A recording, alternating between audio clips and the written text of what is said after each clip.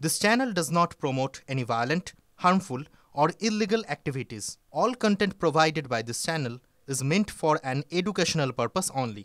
দেখতে দেখতে বছর পার, সামনে ফের বাজেট। 2024 সালে মোদী সরকার তৃতীয়বার ক্ষমতায় আসার পর জুলাই মাসে বাজেট পেশ করেছিলেন। তবে সেই বাজেট সম্পূর্ণ অর্থবর্ষের ছিল না। এই বছরই প্রথম পূর্ণাঙ্গ বাজেট পেশ করতে চলেছে তৃতীয় মোদী সরকার। স্বাভাবিকভাবেই বাজেট নিয়ে প্রত্যাশা রয়েছে অনেক। আয়কর নিয়ে বড় ঘোষণা করতে পারেন কেন্দ্রীয় সরকার। আগামী 31 জানুয়ারি থেকে বাজেট অধিবেশন শুরু হতে চলেছে। ফেব্রুয়ারি মাসের 1 তারিখ বাজেট পেশ করবেন কেন্দ্রীয় অর্থমন্ত্রী নির্মলা সীতারমণ। জল্পনা শোনা যাচ্ছে, এবার আয়কর আইনকে আরও সরলীকরণ করতে পারে সরকার। আয়কর আইনে পরিবর্তন করে নতুন আয়কর আইন আনতে পারে। গত বাজেটের সময় অর্থমন্ত্রী নির্মলা সীতারমণ জানিয়েছিলেন, আয়কর আইন পর্যালোচনা করা হবে। শোনা যাচ্ছে এবারের বাজেটে নতুন আয়কর আইন আনা হতে পারে। করদাতাদের স্বস্তি দিয়ে একাধিক সিদ্ধান্ত নিতে পারে সরকার। নতুন কর ব্যবস্থা।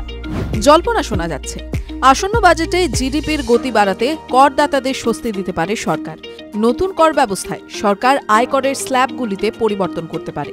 বাজেটে উচ্চ আয়করদাতাদের ছাড় দিতে পারে সরকার।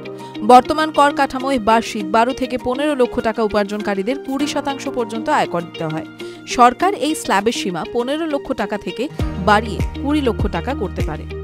স্ট্যান্ডার্ড ডিডাকশন বৃদ্ধি। বর্তমানে বার্ষিক 7 লক্ষ টাকা পর্যন্ত উপার্জন যাদের, তাদের আয় করে ছাড় দেওয়া হয়।